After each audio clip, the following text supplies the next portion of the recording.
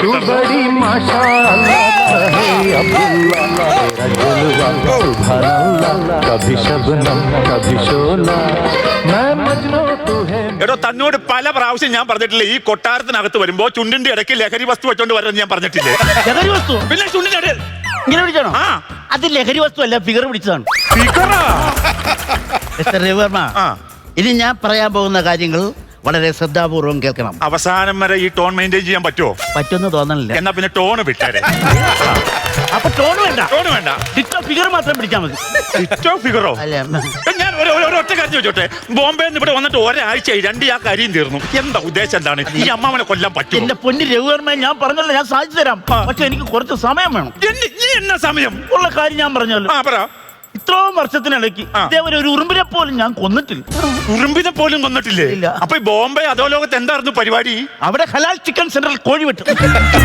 കോഴിവെട്ടോ? അതെ. എന്നിട്ട് ഒരു ഉറുമ്പിനെ കൊന്നിട്ടില്ല? ഉറുമ്പിനെ കൊന്നിട്ടില്ല. ആ. പക്ഷെ കോഴി വെച്ച ആൾക്കാർ 2 കിലോ കോഴി എന്ന് പറഞ്ഞാൽ എന്റെ സ്വഭാവം മാറും. ഒറ്റ ചോദ്യം ഞാൻ ചോദിക്കുള്ളൂ, കറി പീസ് വേണോ ഫ്രൈ പീസ് വേണോ? വെട്ടിയിട്ട് കൊടുക്കും പ്ലാസ്റ്റിക് കൂടിനകത്ത്. അങ്ങനത്തെ ഒരു ക്രൂരനായ മനുഷ്യനാണ് ഞാൻ. ഉണ്ണി, എന്റെ ഉണ്ണിയെ കണ്ടോ? ഉണ്ണി എവിടെയാ? ഉണ്ണി, ഉണ്ണി. ഓ, ഈ ശാപം പിടിച്ച തമ്പുരാട്ടി ഇവിടെ ഉണ്ടല്ലേ? എല്ലാ സ്ഥലത്തും ഇത് കൂട്ടി തമ്പുരാട്ടിയാണ്. ചെറുപ്പത്തിലെ മകൻ ഒളിച്ചോടി പോയിട്ട് ആ ദുഃഖം താങ്ങാതെ ഇങ്ങനെ തളർന്നു കിടക്കുന്ന ഒരു മകനെയാ?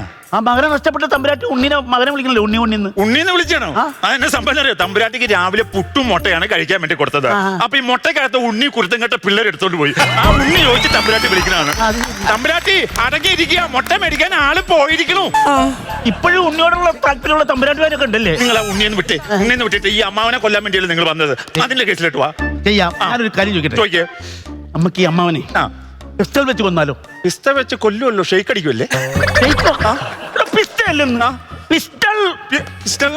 ഇതാണ് ഈ തോക്കിന്റെ രാസനാമമാണ് പിസ്റ്റൾ. പിസ്റ്റൾ വെച്ച് വേണ്ട, തോക്ക് വെച്ച് വേണ്ട. തോക്ക് വെച്ച് കൊന്നു കഴിഞ്ഞാൽ പെട്ടെന്ന് പിടിക്കും. നമ്മൾ കൂടെ അകത്തു പോകും. തോക്ക് വേണ്ട. വേറെ എന്നാ സംഭവം? വേറെ എന്ന് പറഞ്ഞാൽ ഞാൻ വേറെ സംഭവം പറയാം. ചോദിക്കേ. മലപ്പുറം കത്തി. എപ്പോഴായിരുന്നു സംഭവം? ഞാൻ 12 പറഞ്ഞ ഞാൻ ന്യൂസ് കണ്ടാണ്. അന്നേരം അതിനകത്തൊന്നും പറഞ്ഞില്ല. ആളപായം വല്ലതും ഉണ്ടോ? കെടുത്തിയോ? അത് പറ. കത്തി എന്താണ് പറയുന്നത്? നിങ്ങളല്ലേ പറഞ്ഞു മലപ്പുറം കത്തി? മലപ്പുറം എന്ന് പറയുന്ന സ്ഥലം കത്തിയെന്നല്ല പറഞ്ഞത്. പിന്നെ മലപ്പുറം കത്തി എവിടെ കാണിച്ചു? അതൊരു ആയുധമാണ്. അത് വെച്ച് തീർത്താലോ അമ്മാവനെ? അത് വേണ്ട. ഒരു കുത്തേ തിരി ആള് വേണ്ട. കത്തിക്ക് കുത്തി കഴിഞ്ഞാൽ അത് പട്ടി പിന്നെ വന്ന് മണക്കും, നമ്മളെ വന്ന് പിടിച്ചോണ്ട് പോകും. അത് വേണ്ട. വേറെ എന്നാ ഐറ്റം ഉണ്ട്? വേറെ എന്നാ? എനിക്ക് ഈ സംഭവം എന്നാന്നറിയോ? അമ്മാവനെ നിങ്ങൾ ക്രൂരമായിട്ട് നിങ്ങൾ കൊല്ലരുത്. അമ്മാവൻ എന്ന് പറഞ്ഞാൽ എനിക്ക് ജീവനാണ്. അതുകൊണ്ടാണോ അങ്ങനെ ജീവൻ ഇങ്ങനെ എടുക്കുന്നത്? അല്ല, അതല്ല. അമ്മാവൻ മരിച്ചു കഴിഞ്ഞാലാണല്ലോ ഈ സ്വത്ത് മുഴുവൻ എനിക്ക് കിട്ടുള്ളൂ.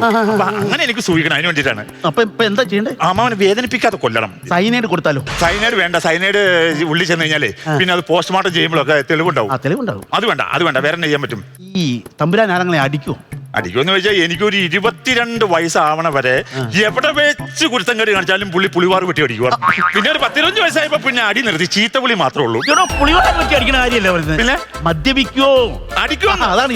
അടിക്കും. പൊരിഞ്ഞടിയാണ്. ഒരു 8 മണിയാകുമ്പോ പുള്ളി മട്ടുപ്പാവിൽ കയറിയിട്ട് സേവ തുടങ്ങും. പിന്നെ അടിച്ചൊരു 3 പെഗ് അടിച്ചു കഴിഞ്ഞാല് അമ്മാവൻ പിന്നെ പൂരപ്പാട്ടാണ്. പൂരപ്പാട്ട്? അല്ലല്ല, തെറിയില്ല, പാട്ടിന്റെ പൂരാണ്. അതങ്ങനെ തിരിച്ചു പറഞ്ഞ ആൾക്കാർ മാറിപ്പോ.